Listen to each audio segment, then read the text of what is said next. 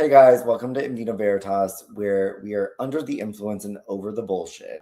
I've been pissed off lately on TikTok specifically, but also Instagram, of like we're in this time where our rights are actively being like taken away, and like things are being rolled back, and pride flags aren't being flown, and these very like small like microaggression stuff to like bigger things, obviously, like against trans people and like different stuff, but like is all happening. And then all of these people that are like, I'm an ally, is pissing me off. Because I'm like, are you an ally, or you just like know a gay person? Those are different things in my mind, right? Like, you know a queer person, or you are out there voting for queer people, or you're out there, you know, protesting, or you're going to the town halls in these random cities that their flags are being taken down as a non-queer person, to be like, hey, because here's the thing, right? The LGBTQIA plus, the plus includes allies. That is the whole point of it. So you're either fighting with us or you're not an ally. You can love a gay person and not be an ally, right? Like, does that make sense? Like, to me, like, that is where I'm at with it all. Like, and I could be wrong. People have told me I'm wrong on the internet, but I don't care. It's funny you bring that up, because I had some similar thoughts recently about how there are a lot of folks who will say, yeah, they'll just be adjacent to like queer things, and when it comes to like the nitty-gritty of standing up for somebody that you care about or somebody that you don't even know, That the lack of empathy for people that people don't know is a big problem. Totally. Well, and it's like, you can't just be like, oh, I went to a drag brunch and had fun. That's not an ally, bitch. That's just a customer of an establishment. Like, you have to like having empathy for being an ally to any group, right? Race, gender, any of it would be. It doesn't affect me personally. I don't have any real connection, but I understand as a human being that like this is not okay, right? Like, it's like that's allyship in my mind, right? Like, and then you've got to put it into action. There are a lot of gay people, there are a lot of LGBTQ people who are not allies in my mind. They vote against rights of other people. They vote, you know, it's like, that's where I've been like getting sick of. Like, I had someone from Canada, and I was like, comment on something recently, and she was lovely because she's from Canada, and she was just like, in Canada, we don't have rules about allyship. Like, we just love each other. And I was like, yeah, okay, bitch, got it. It's not as good here. Like, calm the fuck down. Like, it's like, not as good. It's like here we're struggling a bit. Like, someone complimented me. They sent me a DM and they said, wow, as a man, it's so nice to see you pause to let a woman talk. I was like, oh, bitch, like, I'd never pause. Like, there's no way. Like, we must have edited the clip right or something. But I was like, well, I am a feminist. Like, so. Okay, so like for me right now, with our dynamic, what I get is we are equal people. And for me, in this dynamic, you know. But yeah.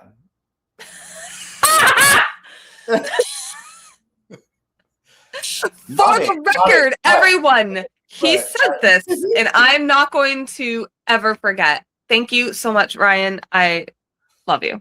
Years, and we have a bitter feud on the internet. It will be like, here's a quote.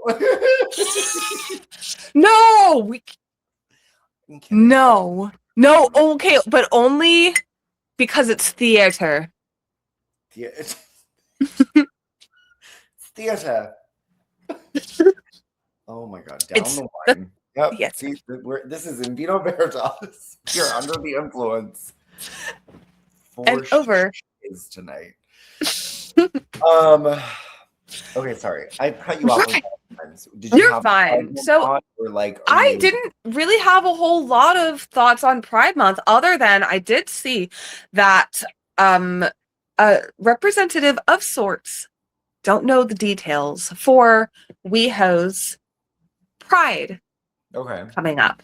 Yeah. Did you hear about this? No, but the Pride is this interesting. weekend, but so there was so much backlash because of some things that she had done and her associations with MAGA and some footage of her saying a homophobic slur. Perfect WeHo Pride leader.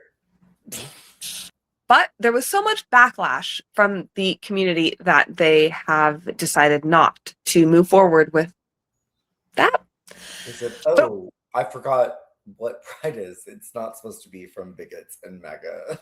Okay, right, exactly. How did she get there to begin with? Yeah, exactly. How did she? What are we dealing with in California? Because I haven't been there in a bit. Girl.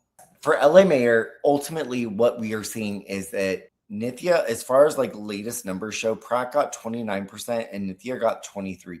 That's not really she's up to 23 now. Yes. Oh goodness. Math is at 35. So you're looking at like and she's margins that are shrinking. Candidate. She is the option to me for if you're a progressive, if you want to move the state forward, if you want to move the city better into a better place, Nithya is 100% the right option. Because let's be very real. Like, you've got a washed up reality TV star who wants to win this so he can get his own reality TV show about it.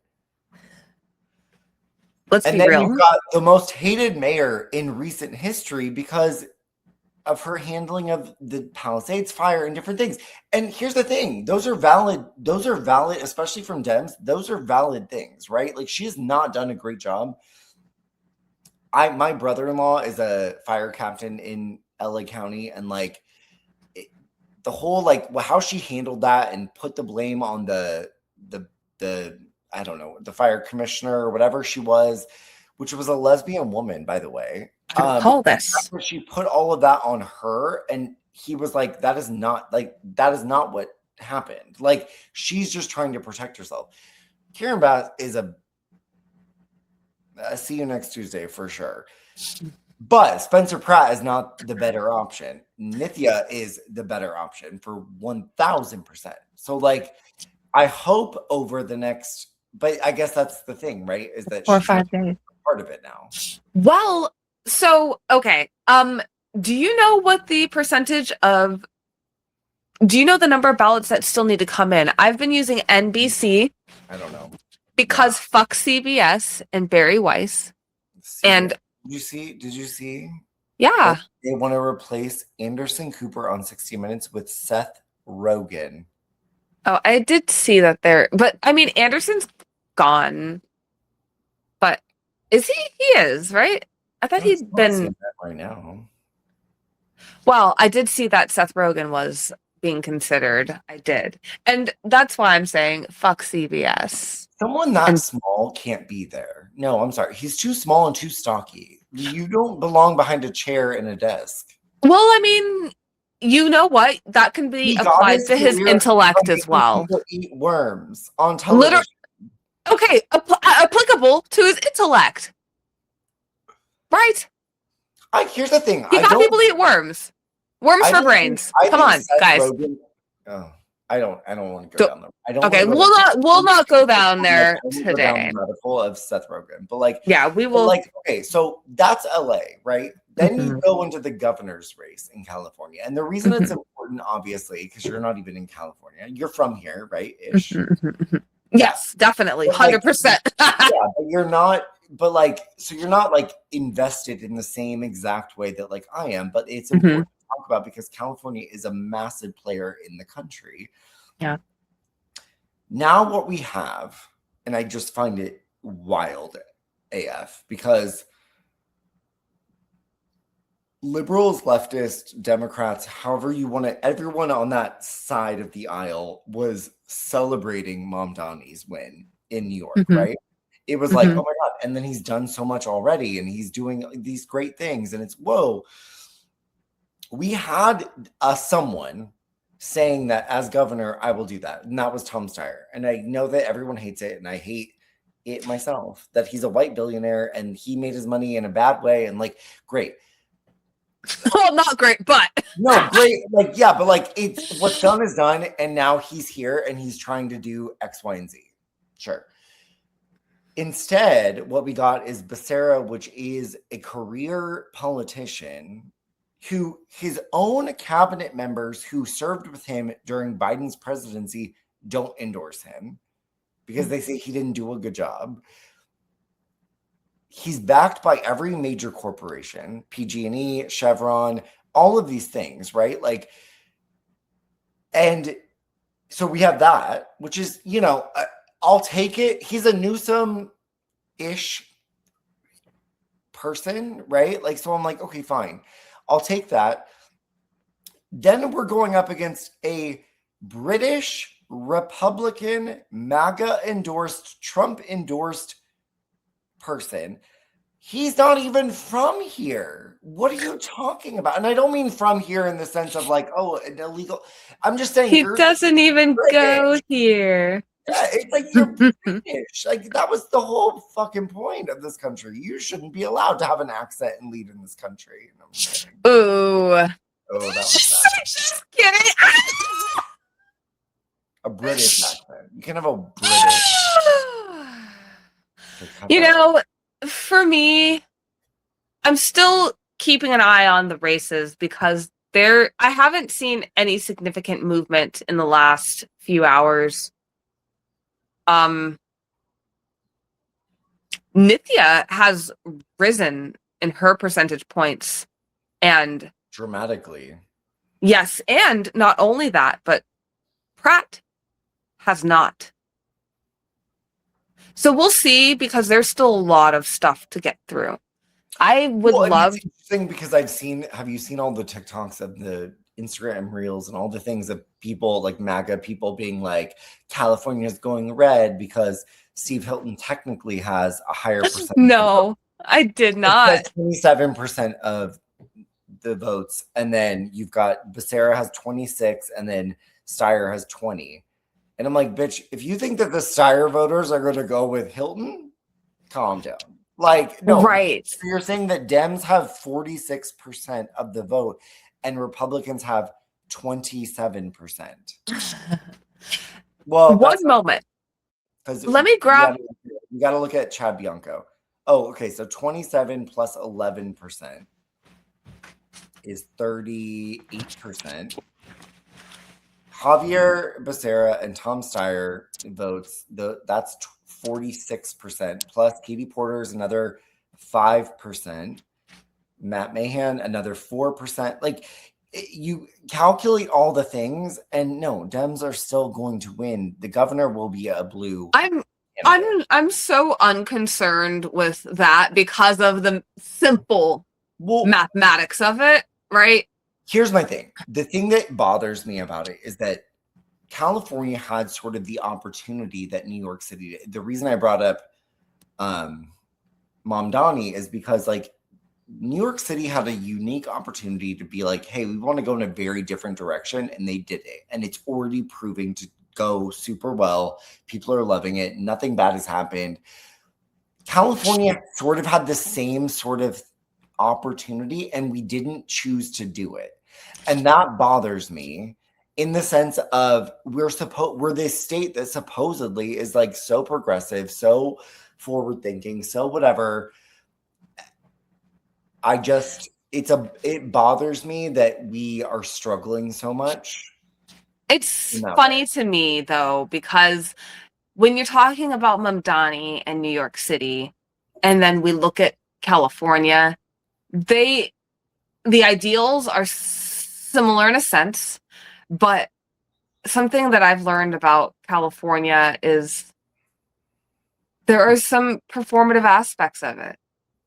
And people like to show or say or what have you, but I would say this, the perfect example is the LA mayoral race, because when you look at that,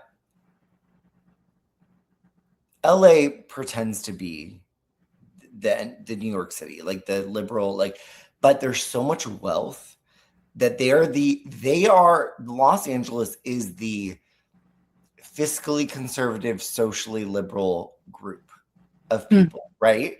So, but they will always vote for their own money. That's why you saw so many celebrities coming out for Spencer Pratt and famous wealthy people and like entertainment people, because they want to protect their money.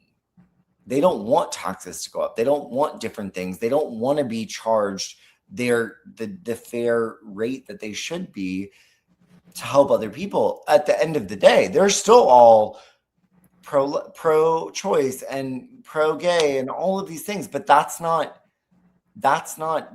really on the ballot as much these days. It's so much of it. What you're seeing is in this economy, in a Trump economy, you are seeing people panic about money and they don't care about social issues anymore. That's the thing. And not you and I, but like the wealthy, right? Like there's echelon, not the top 1%. I'm talking about the top like 20%, right? Top 15%. Those people are concerned that they are not going to have their money anymore. So they're going to vote for that.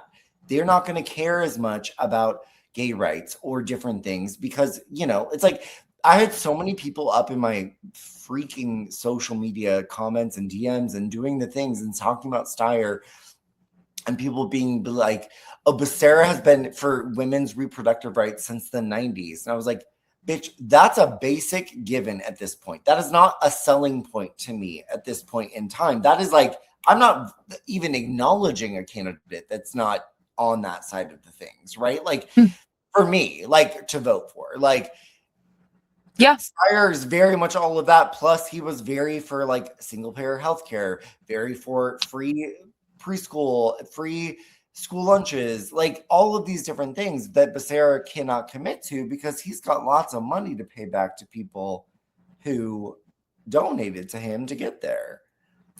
Yeah. And okay, so looking at this rate, there's still so much race to go. There's still 3.7 million votes that are still unaccounted for. And do you know what the difference is between each of these candidates by votes?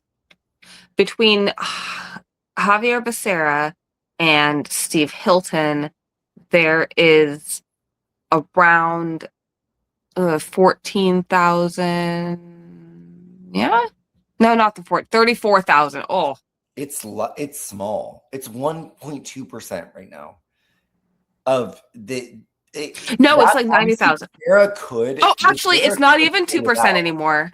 It's not even 2% anymore. It's It's 1.2% difference now between them. It's like it's literally we're talking tens of thousands of people. However, I will say that. Well, and you said there's that many votes unaccounted for. I don't think Steyer is going to get those, unfortunately, as much as. I don't know. So here's the thing that I think is super interesting because there are a lot of people who did not vote until later. That's why there's still there's about 60% of the. There's only what? I only dropped my ballot off on voting day. Yeah. So there's still 40% of the vote, which is no one. There's a reason why they're not calling this. This is legitimately too close to call. Well, but also, I mean, you've got to kind of think at this point, if 60% of the votes are in, and those are already, it's sort of like projecting like how it will go, right? Like Hilton is going to win. Going to be the top candidate. However, I don't know about that. Actually, I don't believe that to be true. I have to pull it out. Who knows? Yeah, totally. Because I don't know. I think that he can actually come in third based on the fact that there was a lot of people who didn't know what to do in the primary, and there's still. So about the same number of votes that have been cast are still not counted. And a lot of people waited. And so everything that's been counted for the Republicans for the most part, is already accounted for. So what's coming up now are a lot of counties that are not. Honestly, it's going to be a lot of Becerra Steyer fluctuation. It's not going to be be, interesting to watch those. Yeah, it's going to be interesting to watch. I do love that Chad Bianco got like nothing. I'm mad because my home county actually voted for him the most. Oh, God. Well, you know, we don't get to choose where we were born. This is a true thing. It doesn't make me feel any better. Well, yeah. We're back. We are back. All right. So I had a few things that I wanted to address, or at least there's one thing that started this. You didn't want to talk chain about of thoughts. Wow, homophobia. Just kidding. So I want to talk about data centers.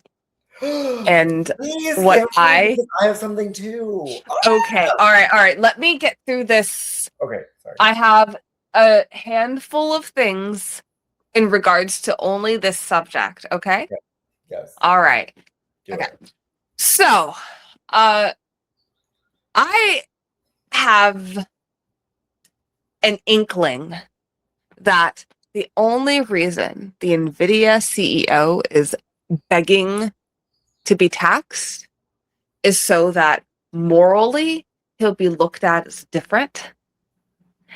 And get this, the reason is because he doesn't care how much it costs to build the data centers.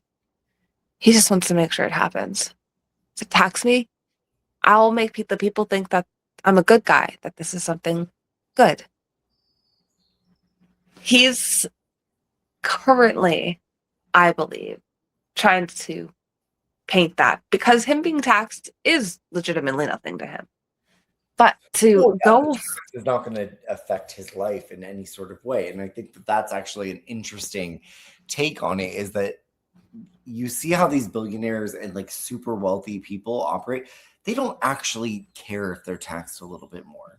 Like, it's not going to affect their lives, right? Like, ultimately, they're just greedy. So, but yeah, to your point about the data center thing, I think it's also a very smart move from like a PR perspective.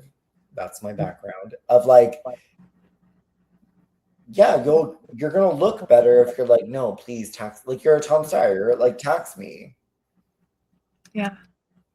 I bet I'm thinking now, just an offshoot, that there's pros and cons to both of the Democratic candidates, but I do wonder, what does Tom Steyer think about data centers? Do we know? He did. I mean, I should know this, honestly. I should know it off the top of my head, but I don't know because I see a lot about him. Well, here's the thing. There's not going to be a lot of data centers built in California. So it's not going to be a governor thing. I mean, and I'm saying that from the perspective of like, they're doing it in places that it's very rural, it's very Republican. They're doing it purposely in places that no one will fight. However, I just saw in Tennessee, which is wild, it's a Democratic congressperson, but he was talking about how ever since the data center that was built there, I don't know, a year ago, I don't know, that not a single, the cattle farmer that lives next to the data center has not had a single calf born, because every calf since that data center got up and running, because I guess they're really loud. I knew that they used water and they did, all the other things, but like, I didn't realize that they're loud, that they were like, no, every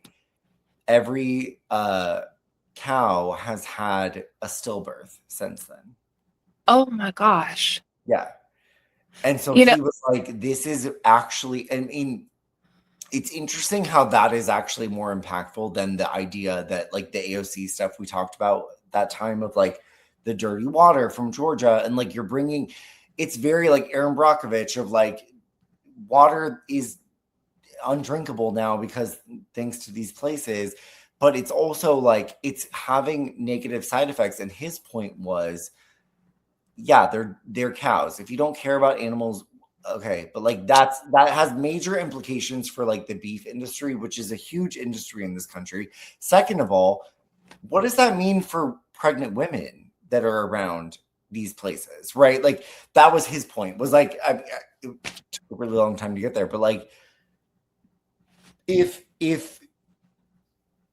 cattle are so disturbed by these centers, and essentially he's saying it's noise, it's ground vibration, it's all of these different The things, stress of the energy. I mean, think about like there's the the whole energy of electronics that you has on your body, right? Like we all know I sleep with a grounding mat. people are reporting headaches and other ailments that are not going away because this is constant. So yeah, No, it's I like, so believe you're this. talking about all of these things, and I'm like, it's affecting animals. We always see things faster in animals. I 1000% believe that. Like we see the effects of things. It's why we test on animals, and I hate that, but like it's why we do it, because it's quicker to kind of pick up on patterns than it is on human beings, because we live for so long. Yeah. So you look at an entire generation of cattle on this farm that has produced calves for decades, and all of a sudden, not a single calf is born. That's insane. Yeah, that reminds me of a story I saw about North Carolina, where there is a neighborhood that had a data center built next to it. People, it's small town, people have lived there, some of them for 40 years, 30 years. This is a rural red part of the country, and now their streets are flooding. It's been less than 2 years, I believe, since the data center has been operational. Well, and I will say, I just saw another interview, and it was I swear it was one of the Carolinas, but where a data center had been built, and a woman was speaking and saying that the entire city was like, they voted red, like they voted for Trump, their vote, like, and they were like, we are all willing to drop all of that and vote for a blue candidate because we are over this. We do not want this to happen. And I'm like, that's and she said, like, because the person interviewing was like, so you'll bypass all conservative ideology around different social issues and like different, and they were like, no, because at the end of the day, this affects us, which, by the way, is sort of a weird microcosm of like thought when you think about it, of why people care when it comes to them, right? Like, so these people are affected now, and they're like, oh, I care, so now I'm gonna act up, I'm gonna fight this fight. But when people do it for reasons of, women's health or LGBTQ rights or trans rights or any marginalized community, like, people are like, eh. And I'm like, no, but do you understand why we're doing it? The same reason that all of a sudden something is affecting you personally, and now you're acting up, you're standing up, you're exercising your right, and you're willing to cross aisles and do different things because it's affecting you now. And yet you still cannot understand why Pride Month is important. Like, not to like really bring it full circle right now, but like that, to me, it bothers Happy me. Pride. Yeah. It's so interesting. You're 100% right, I think. Such a hot button issue. I do not understand it. No, I think you're 100% right, because that is still a truth. That is still a truth. While we're looking at these small towns that did not ask for these data centers, who voted for him, and it can still be this case, along with them being bigoted. Like, those two things can still be true simultaneously. Most of these data centers are being built in these rural, sort of MAGA, super conservative areas, because these are people that don't understand the implications of what is happening around them. You're not seeing a data center built in Los Angeles or New York City. Like, right? Like, I mean, granted, there's nowhere to build, but like the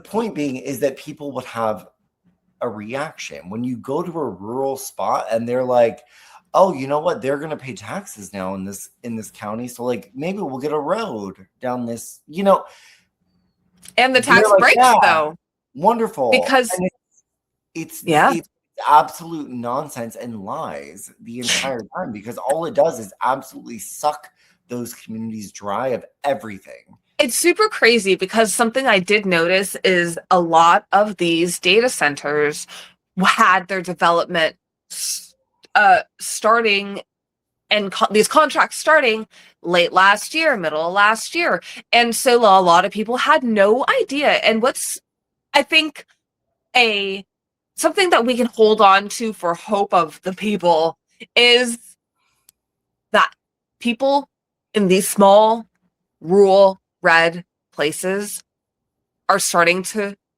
fucking realize, because this is happening so quickly. And they're like, oh no. Honestly, like from a strategic standpoint, they're doing it too fast. Mm-hmm. I saw the guy, the head of the Heritage Foundation, the guy that they engineered Project 2025, and how he was speaking. He was interviewed the other day on Newsmax, and he said Project 2025 has like, I'm going to get the number wrong, but it's like something like 1,193 changes to the government within the whole project. And that to this point, under this administration, they've already gotten to like 1,095. My question with that is, how many of those are reversible? Because I feel like there's a lot. Totally. No, it is. But the fact that they got it done so quickly, that it all got played out. And he was like, we are not here to alter government. We're here to advise, and we're here to guide people, and we're here to like do stuff. And it was like, bitch, like, yeah. Oh, it's absolute nonsense. And I'm like, but you see how quickly, and I would urge everyone to go watch. Richard Gere was recently interviewed. It was on some European panel about what's going on here in America right now. And like he voiced it so well, and he put words to it so well, of how Americans fell asleep for a long period of time. Like, we fell asleep. We fell into this idea that like, no, we are that great nation. We are this place. Nothing bad could ever happen. We're the land of the free, the home of the brave, like all of these things. And he was like, we can see, if you look historically over the last decade, how quickly that falls away. And he said, America was never perfect. America was never perfect, but it was always trying to be better. Right? Mm-hmm. Like, yes, it was indigenous people. Like, there's so much we could go through, like slavery and like that. America was never perfect. It's never been a great, perfect place to be. However, over time, if you look at it, when you zoom out, it slowly tried to get better, right?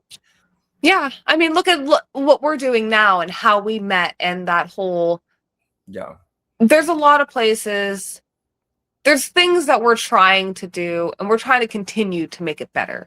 You know, we have a lot of things. I'm grateful, but it's not that. I mean, we can keep trying to get better. We can keep trying to figure things out to make people's lives better, I think, is the bigger theme of the thing that bothers me is that I think that we as Americans need to wake up to this idea that we are given enough rights, just like a child. As a parent, I will say this is exactly how parenting is. As a child, like, we are given enough rights as Americans to feel like we're in control, but we're not in control of anything. Mm-hmm. We're not in control. Like, we have no control ever. Like, the fact that our health costs so much, all of this keeps us in a place of submission, and we are in a place and all of sleep. Yeah. But we have this weird, this country is one of those countries that has that thing of like, oh, we have this old instilled, every person going to public school in this country is taught, and even not public school, private school, every school is taught, no, being an American is amazing.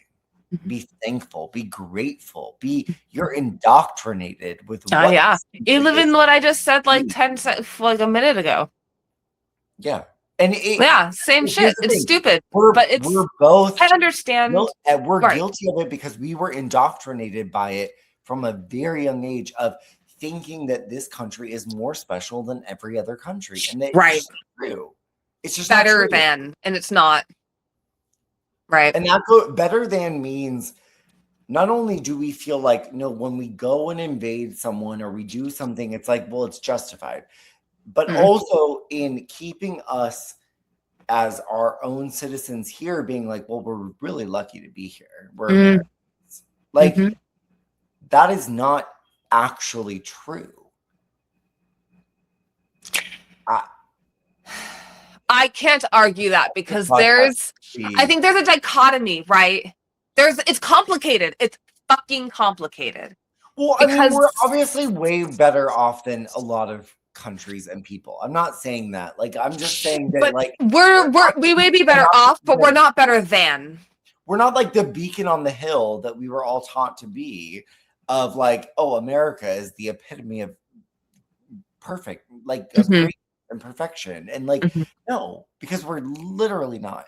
But we were all kind of taught that this is the best. No, we're all free. Like, oh my God, look. Yeah. You know what I do think? Oh, go ahead. No. Because we're coming up on 250. What I do think is really interesting about it is because there is this dichotomy where, like, we were taught this. And also that ideal of trying to be better, trying to make, that's a real thing too. Totally. It's the aspirational aspect of it. And and that's why people, the beauty of what the message is so important, for sure. But like, it's functionally not the same. Yes. Right. Yes. Totally. Sorry. I keep cutting no, you too. Yeah, no. I was agreeing with what you just said. It has become propaganda that we don't have to fight for the things that gave us the greatness. Like, now we're just like, no, you guys remember, we're allowed to do whatever we want because we're great. And it's like, or that we can't still be better for, like, that there can't still be growth. We think we're perfect. We don't have any more growth to do. The beauty of America is the fact that we have the ability, or we had the ability, I don't know if we have it as much today, to dictate change and dictate what the people want, right? The system was originally based on how can we serve the people. We have gotten so far off the path though. So like, the system as far as the rules of engagement are the same. But the way that the game is being played is very different now. And it's not that anymore, right? Like, it's not playing fair. You're not playing fair. You're playing with a loaded, like, if you want to think about like Monopoly, you're playing with one of the 4 players is a billionaire. Starting with it was starting with $1 billion. Like, that's the thing. It's like, that's not okay. And then what they will do is exactly what that game teaches you to do. That game is capitalism at its finest. It did teach us to want to do it. Land on it, and bitch, I will take that money. Like, that is what it is. Okay, so like, it propagandized us towards capitalism, did it not? Totally, it's capitalism in a game. That's why that game fucking can't be played in one night too. Have you ever tried to play that game with people? You come back. You need 24 years to play this game. 24 years to live out that capitalism game in a board medium. And the best part about that analogy is the fact that sometimes the little guy that has none of the hotels and none of the little things can land right on the right spots and win. And that is why that game to me is like, whoever created Monopoly created the US government, because I was like, oh, it is that. Yeah, it gives no. The little guy can win. Can. The likelihood is very. But we're sleeping. We fell asleep, and people forgot what the fuck was up. I'm gonna send you. I'll send you the Richard Gere thing because it's so interesting. Because he's like, no, like this is our fault. We did this. All of us did this. Yeah. And he's like, I've been a Democrat. Like I've done all the things, but like we allowed this to happen because we thought we were safe. And yeah. we weren't. The safety net of what America is has kind of gone away. And I think that we've all seen that. And it's like, yeah. And now, and I've said this for years. Sorry. And then I'm going to let you speak. I'm so No, that I've said this for years, but I'm like, the American system of politics and democracy and all of that only works if every citizen is engaged. If you're thinking for yourself, if you're actually voting, if you're doing all the things. The fact that this country, only like 40% of them vote is insane. Yeah. Well, I mean, it kind of makes me go back to data centers and talk about, obviously there is an intellectual crisis amongst the youth, but I did want to not dive into that quite yet, because I did want to talk a little bit more about something that you were discussing. Oh, good. I love talking about what I want. Oh my God, stop.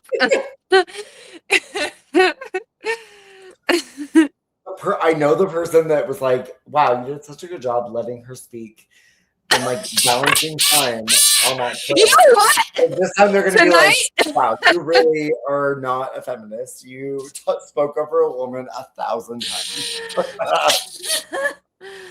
Like, well, it's so funny. It comes out. I can't help it. I'm sorry. You're fine.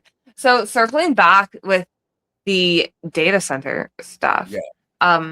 Okay, so what you were saying about the farmland, I wanna put out a possibility. Based on an observation. Both. Are you reading off something? I have a list. Okay, good. So you're not just looking at something that's not. Well, are you like? Yeah, keep going. I know. I was like, oh, let me lead up to this. Okay, so the data center question that I want to pose in regards to some of the headlines I've been seeing about these large scale companies that buy fruit suddenly deciding that they don't want to buy these crops. Martinelli's and Del Monte. Is it like a negotiation tactic of like, I don't understand what's happening over it, and then they're like, well, we'll give it to you for this price, and then like they, Here's the thing. Here's the thing. I want to put out a possibility that these companies are somehow looking to cash in on AI and farming. And we should be keeping a close eye on them. Yeah. Because these farmers have entire crops. Some of these farmers, their only buyers are these companies.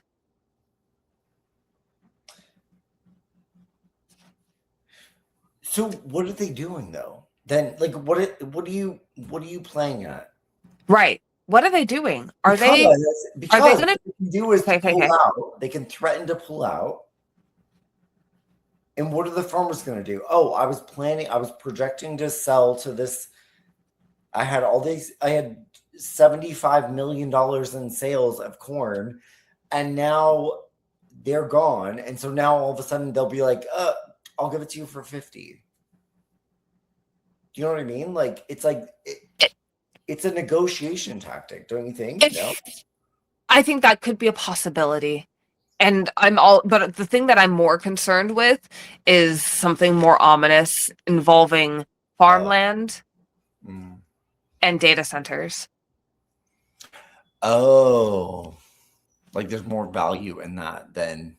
Mm-hmm. And something in me thinks that there's a possibility that there's going back to what's his face being like, oh yeah, tax me, tax me, tax me.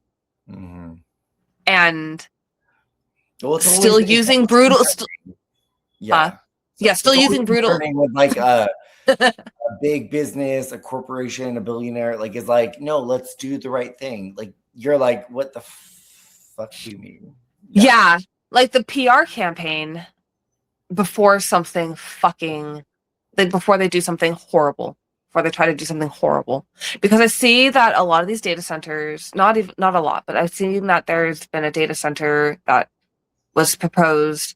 The city voted no. The data center, the company, whoever was who's building it, I don't know who sued, but they won, and now the data center is being built. So there's a race between the communities and these moratoriums and these halts on these centers being built. Honestly, like the new sort of like message I feel like for people to like try and get through to these people is that understanding what these data centers really do. The number of MAGA Republicans or anyone really who's not informed, when they find out what the data centers are meant to be doing, it's not,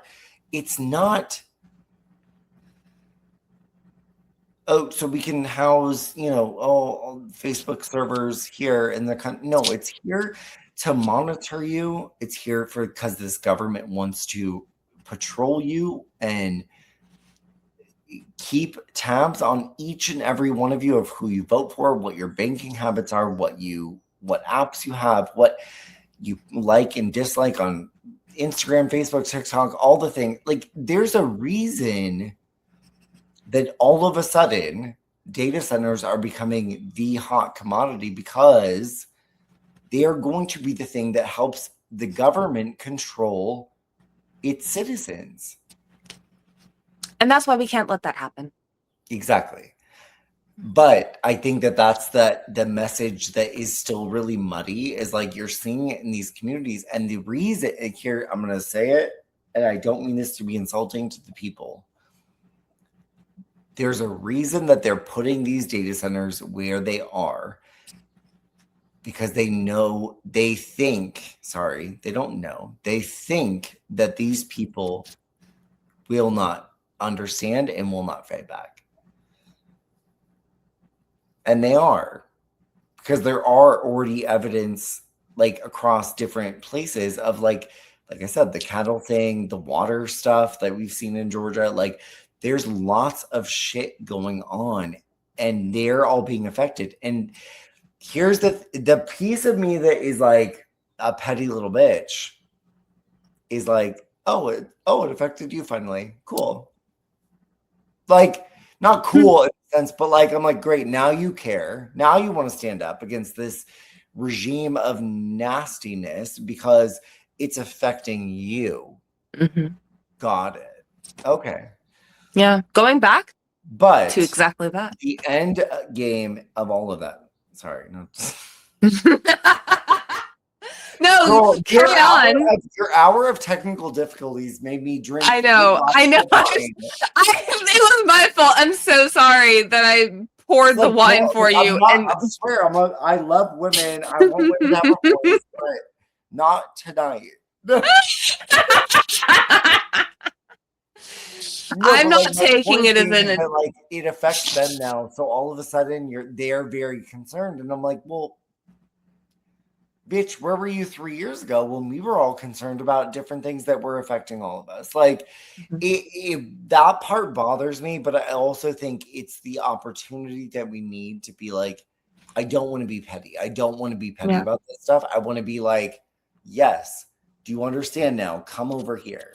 Like, you know what I mean? Like I want to be inclusive of those people that are finally seeing the light and being like, yes, because otherwise, if we fight still against each other, we will, that's only benefits them. I think that there are going to be levels that are going to need to be achieved by those people, and you might be an easier level than other people to win if some people may never and some people may eventually. And I think that a lot of it for a lot of people will depend on what was learned, how will it affect how you operate in the world with other people moving forward. And what a great guess. You and I are on the same page about that, because what I was just going to say is like ending on this is going to be so nice, because exactly what you just said of it's in an odd way, this country for the last 8 years has been at odds with each other. We've been taught to hate each other. If you don't agree with everything I think, you're wrong. Like, you're doing it on both sides. That's a both sides thing, right? This could be the thing that brings people back together to be like, oh, wait, at the end of the day, we're human beings, and we're actually like, it is sort of that wealth aspect of the real issue is based on us versus them from a wealth perspective of those people might finally come around and be like, oh, you're right. Like, this is not good. Like, it's affecting us now. Like, it's affecting the things. And it's like, it's all the stuff that we always said we knew was going to happen, but now it's happening. And it could be, what I worry is that it's the opportunity that like people on the left need to bring people from the right over a little bit farther of, hey, do you see like how fucked up this is? Come a little bit this way. You don't have to agree on it. You don't have to be out there, doing all the things, but like, we're people. Like, come to the people side. You know what I mean? It's so funny because I was having a discussion with someone today where we were talking about techno feudalism. And we are essentially, you and I and a lot of people that we know are serfs. Yep. And it's 100%. The wealth, just like, I don't know if the wealth disparity is worse than it was in like medieval times when these dynamics were happening. We should find out, but it feels like you have to keep in mind with feudal society was, I'll give you a home, I'll give you a place to live, I'll give you food, but you work. It was slavery essentially, but like with an element of freedom to a certain extent. You had your basic needs met, but you didn't have the ability to do much outside. It's like I'm a great example of someone who I make what I grew up thinking was a good living, right? Like, I grew up thinking, I'm making the kid in me would have been like, yeah, you're doing great. Realistically, the kid in me, I'd have to be making twice what I make now. I'm a single parent. I paid child support if I can, truly, like, if I'm being honest. And it's insane that the salary that I have cannot function in the world that we live in. And you definitely. I'm not the only. There are 45% of the country feels exactly the same way, and that's insane. Yeah, we dedicate our lives, our time, and we are incapable or barely capable of having just a lot of folks, just the basic needs. Mm-hmm. Just the basic needs. Why? Why does feudal society have that met? Because what is feudal society is based on capitalism. It's someone needs to make money, and we all need to make money, but we all but they gave them homes, making the most money. This is the perfect. We are the end game of capitalism. This is that's what they're trying. Example of what happens when you allow a capitalistic society to live for so long that it ends up burning out the things that make it money. Mm-hmm. Yeah, what's really interesting though, and what I do like about this country is capitalism isn't baked into our Life. system. Yeah. The basis of our system isn't that, and we're lucky for that. Yeah. But boy, oh boy, has it shaped how it operates today. Well, and you realize that so many of the social issues and so many of the racial issues and so much of the gender issue, all of that comes from capitalism. So, like, if we just said, again, if we all just took care of each other from a healthcare perspective and that was not an industry anymore, the way our lives would be fixed, because every single fucking ad I see is for a drug, a pharmaceutical.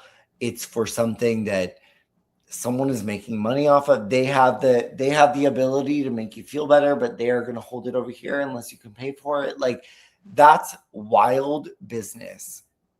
That's wild behavior from a country that pretends to be someone that, oh, we care about everyone. A beacon. Always been true. A beacon on a hill is how this country has always been described, and it's just not that anymore. We need to fix our we need to figure out, we need to evolve. Exactly. We need to evolve. And we refuse, because think about it, this generation of people, and we probably should shut it down soon, but like, we have to, this generation of us has been taught, no, we're perfection, sweets. You don't have to evolve. This is it. You know what? Have we though? Because the fact that you and I are questioning it. Yeah. Well, but yes, because the mistake in all of that was that they allowed us to have that free will, right? The American concept in general is that, no, this is perfection. This is great. And also, like, see, guys, like, think for yourself and like do your thing. That's the problem, is that the American concept is not willing to budge now that they've given free will to the people that are part of it.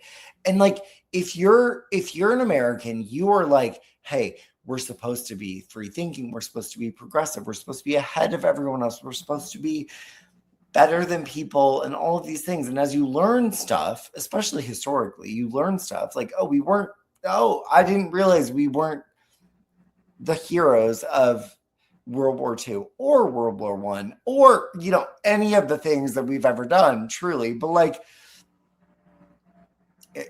sidebar, there's no heroes in any of those things. But second, it doesn't matter. But that did matter. Well, I mean, heroes in the sense of like, I respect all the people that went, because I think that and did and fought and did all the things, because that is their product of their situation that they're in. Sucks that it had to happen. Sucks that all that. Yeah. Right. Like the concept of like, oh, World War II was to accomplish X, Y, and Z is a farce. But the people that went still did the things because they thought they were doing a great, amazing thing. And to me, they still did a great, amazing thing because that's what they believed. Right. Exactly. But like, so it's not that, but like, my point is that I think that we as Americans are in this weird spot that like, we should actually be super vocal and super loud and super upset by the fact that this idea, the thing that's made me the most upset over the last 8 years is the fact that patriotism has been stolen by the worst of this country. The ugliest, grossest, worst behaving people in this country got to take the American flag. And I don't even feel comfortable holding the American flag anymore because I don't identify with that group of people that think that America is white, and better than everyone and non-violent, and we only come in to save people. No, that's all fucking bullshit. Let's be honest for a second, okay? So like it just for me, it's like it's hard to balance being, I am super American. I really am. Like, I'm patriotic. I love this country. I do love that, like, I get to be who I am here pretty easily. As much as, yeah, there are things that pop up and it's uncomfortable and like whatever. I get to be alive. I get to be, you know, like there are places that that's not a thing. But I also am very aware that the history we have been sold is not the truth. And what we're being told now is not the truth. And I think that we are in the era of realizing that the narrative and the truth are very different. And because of social media and because of this and the ability, like you and I would never have met if, you know, 50 years ago, right? Like, it's like that just would never have happened. Like, we just wouldn't have. And like the ability to have those ideas, it's also, not to like go back a little bit, is also why the rise in that sort of twisted, demented sort of ideology has risen, because those people also are being identified. They're like, oh, I see other people like me. And like, they're, see, we're all, yeah, we all think, you know, Black people are the worst, or gay people are the worst, or trans people are the devil. And like, they're all saying those same things. And like, it's why, like, I really struggle with people who are like, well, I'm just not vocal. It's like, you kind of have to be in this world that we live in now. You have to be, because it's like voting. You have to vote. You have to put your idea out there, no matter what, if you think it's going to matter or if it's not. It's the same with your voice. And we all have that ability every single fucking day to come on and make people understand our voice. And I'm not saying that everyone's voice is valid and worthy of listening to, but if you have a feeling that is strong, especially if it is going against something that you're feeling a little like I should speak up on it, then speak up, sweets. Yeah. Like, because what, 3 people see it? Great. 3 more people that didn't know someone else thought the same way they did, or like whatever the fuck, right? Like, it's like, that's how you and I met. Like, Yeah. and we don't even agree on everything politically, I don't think. Like, we've never really gone down the rabbit hole on that, but like, ultimately, we believe in the same basic shit of like, this country has value and we have to fight for it. So like, let's fucking go. Like, right? Like, it's like, Yeah, I'm exactly right where the fuck you are. And I think that a lot of people are starting to like realize that. But you know what I do think quickly? I think that this mayoral race and this governor's race are going to be a wake-up call for a lot of Californians who have also been asleep at the wheel. And the performative aspect that I was drawing between New York and LA. And I think that's once folks realize, like, hey, wait, the establishment, even though they're blue, may not be the best thing because they're still trying to uphold the status quo. I believe in the next couple of years from this situation, that will be what a lot of folks will be. Well, but here's the thing. What you're saying is exactly right, of the Becerra of it all, or the Bass of it all. Like, if you want to look at it's going to not only it's going to cause people to check in, to be like, I'm left. I've got my eye on you. Yeah. Like, and it's going to monitor your business now. We're going to push you. Like, for me, if like Becerra's going to win, I'm going to be there. I'm going to be there in every fucking little thing that he wants to talk about and say, and push him to be more left than he's going to want to be, right? Yeah. Like, And that's such a great thing. Engagement is so Yes. important in a democracy. That is the whole point. Yes. Yeah. We're not engaged, and this country is not engaged anymore. It's not engaged. We've all gotten lazy. We've all kind of fallen into a two-party dictatorship to a certain extent of, well, it's this or it's that. No, it can be whatever you want. If you act up and you talk and you speak and you vote and you do the things that you need to do. Yeah. Yeah. And that's the thing too. Speaking, community, empathy, talking to fucking each other and figuring out, because we can get a lot of shit done, but I don't know how we're getting there. I feel like we're not gonna have a choice soon.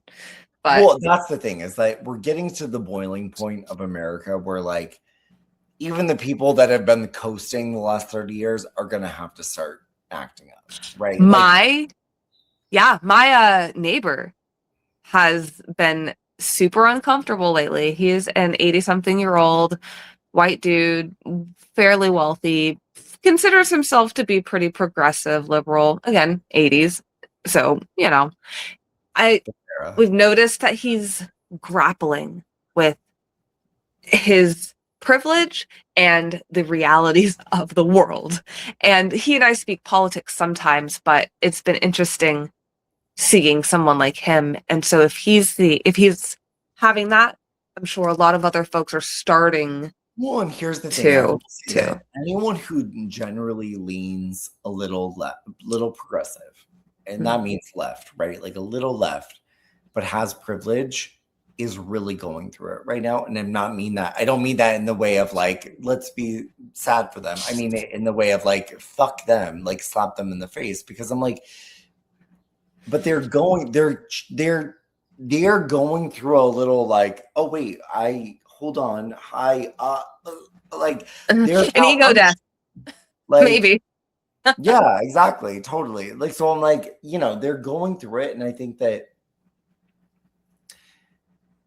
I hope, and here's what I hope, and this is the positive optimist side of me thinks and hopes, that with our freedoms, our independence, and our privilege that we have in this country to vocalize our different thoughts and feelings and different things, that with everything that's going on, that we are going to see people rise up and say, hey, enough's enough. And it's not about trans rights. It's not about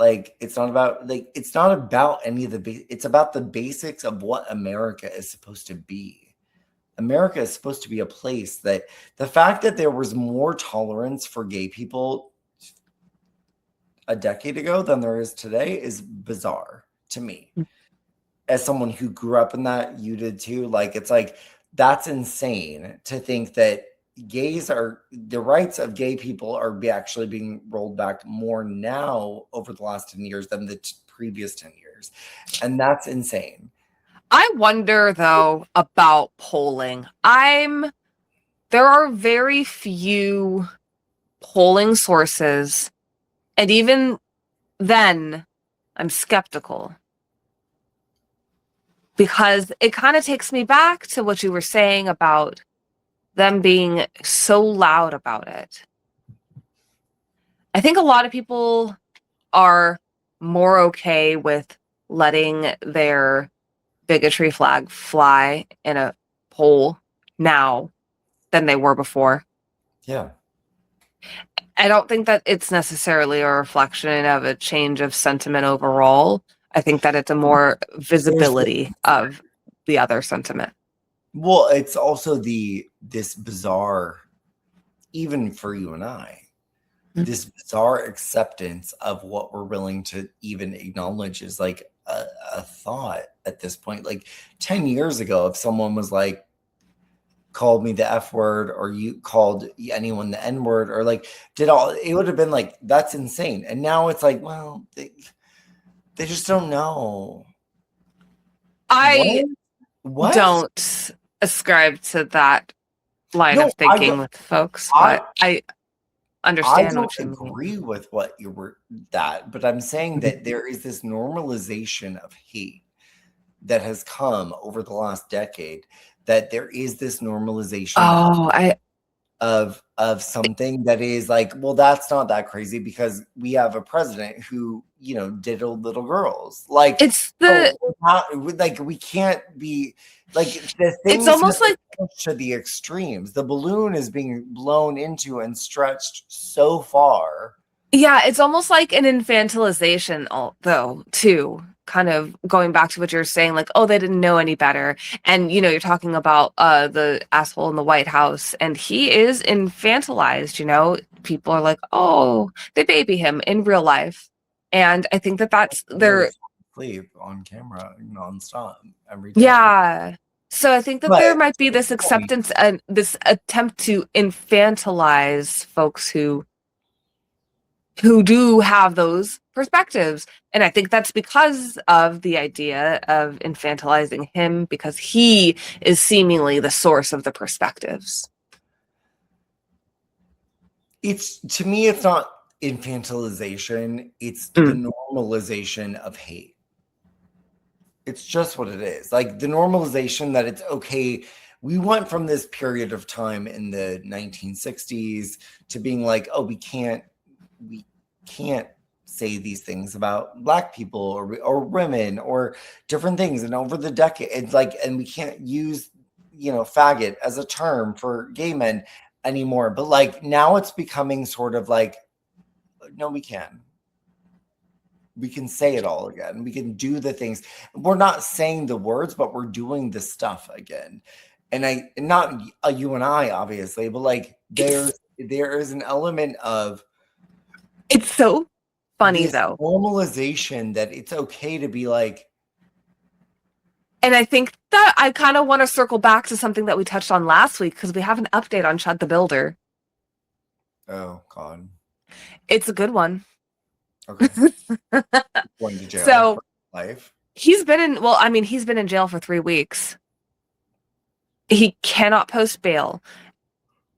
And first of all, there's a rumor that he doesn't have the money.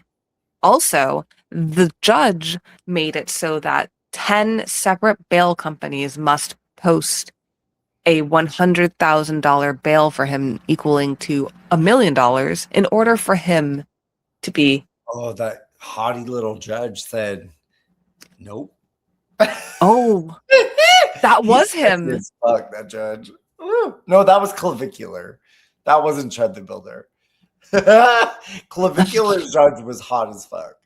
I don't remember Chud. I'm sorry. No, you're fine. I got confused when you said that, because I'm apologizing to the judge. If you're here listening, you said you're probably also cute. I'm sorry.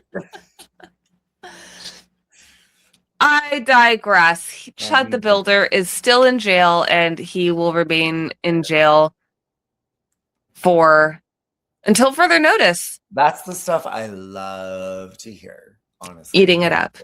What a great way to wrap up. A way to wrap up. Good news. Good news all around, you guys. Good news all around. I don't know. The world, here's what I want to believe, okay? 20 minutes later. Here's what I want to believe. As much as I want to nitpick and pull apart all of the nonsense that's going on in the world, I do think that, to the bigger point, people are waking up and people are seeing it and people are hearing it, and like it's becoming less of a divisive thing to question the government and question what's going on from the people in power. And like, so, you know, here's to that, honestly. Yeah. Like, let's cheers to that. I have no juice, but that is so, yeah. Couldn't have been better. That's Vino Veritas, you guys. We drink all of our wine. That's how it goes. So we'll be back hopefully next week. Soon. To talk about it. We'll be okay. Hopefully we'll be back soon. We will be back soon. We'll be back soon. Not even. We'll be back soon, folks. Soon. And yeah, we hope you're buzz, but being safe. Yes, be safe. Happy Pride. Safe. Happy Pride. I'm gonna go find a dick to suck. Okay, I don't have to search. Good night. wow, she said is built in. How do I get out of this?